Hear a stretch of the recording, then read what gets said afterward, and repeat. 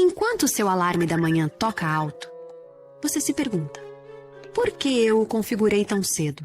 Enquanto escova os dentes, você pensa: preciso cortar o cabelo. A menos que, ao sair correndo pela porta da frente, você procura suas chaves e percebe que elas não estão lá. Frustrado, você grita: não posso fazer nada direito!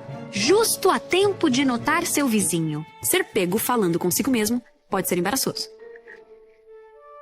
E algumas pessoas até estigmatizam esse comportamento como um sinal de instabilidade mental. Mas décadas de pesquisa em psicologia mostram que falar consigo mesmo é completamente normal. Na verdade, a maioria, se não todos nós, se envolve em alguma forma de diálogo interno todos os dias. Então, por que falamos conosco mesmos? E o que dizemos importa? A autoconversa se refere à narração dentro de você, às vezes chamada de fala interna. Difere da imaginação mental, lembrando fatos e figuras. Especificamente, os psicólogos definem o autodiálogo como pensamentos verbalizados dirigidos a si mesmo ou a algum aspecto de sua vida. Isso inclui conversas pessoais, tipo: preciso trabalhar no meu fio livre. Mas também inclui reflexões que você tem durante o dia, como: a academia está lotada esta noite. Eu vou voltar amanhã. A maioria dos diálogos internos em adultos tende a ser silencioso. Falar consigo mesmo em voz alta também se enquadra nesta categoria. De fato, os psicólogos acreditam que nossas primeiras experiências com o autodiálogo são principalmente vocais, pois as crianças costumam falar consigo mesmas enquanto brincam. Na década de 1930, o psicólogo russo Lev Vygotsky hipotetizou que esse tipo de discurso era realmente fundamental para o desenvolvimento. Ao repetir conversas que tiveram com adultos, as crianças praticam a gestão dos seus comportamentos e emoções por conta própria. Então, à medida que envelhecem, essa autoconversa externa tende a se internalizar, transformando-se em um diálogo interno privado. Sabemos que esse diálogo interno é importante e pode ajudá-lo a planejar, resolver situações difíceis e até motivá-lo ao longo do dia. Mas estudar o diálogo interno pode ser difícil. Isso depende de sujeitos de estudo registrando claramente um comportamento que é espontâneo e muitas vezes feito sem controle consciente. Por esse motivo, os cientistas ainda estão trabalhando para responder a perguntas básicas. Tipo, por que algumas pessoas falam consigo mesmas mais do que outras? Quais áreas do cérebro são ativadas durante o autofalador? E como essa ativação se difere de uma conversa normal? Uma coisa que sabemos com certeza, no entanto. No entanto, é isso que você diz nessas conversas pode ter um impacto real em sua atitude e desempenho.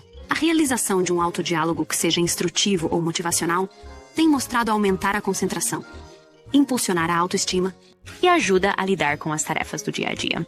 Por exemplo, um estudo com jogadores de tênis universitários descobriu que a incorporação de autofala instrucional na prática aumentou sua concentração e precisão.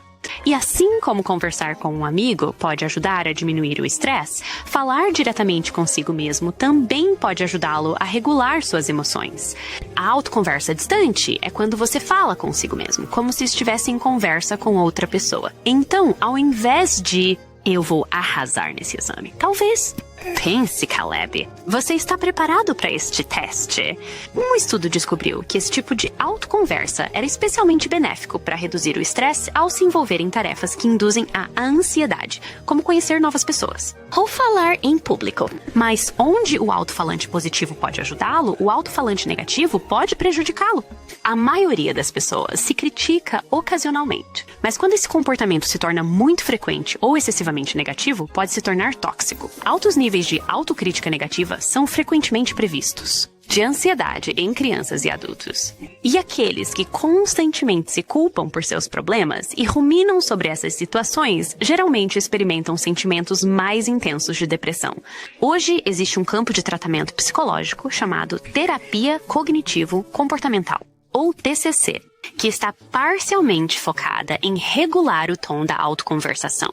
Terapeutas comportamentais cognitivos geralmente ensinam estratégias para identificar ciclos de mudança negativa, pensamentos, e substitua-os por reflexões neutras ou mais compassivas. Com o tempo, essas ferramentas podem melhorar a saúde mental de alguém. Então, da próxima vez que você se encontrar conversando consigo mesmo, lembre-se de ser gentil. Essa voz interior é um parceiro com quem você vai conversar por muitos anos. Você já teve dificuldade em se concentrar e concluir tarefas? Saiba mais sobre a relação entre autofala e procrastinação com este vídeo. Ou para obter conselhos mais acionáveis, baseados em ciência, sobre como construir força de coração, mente e vontade. Visite ed.ed.com/buildcharacter.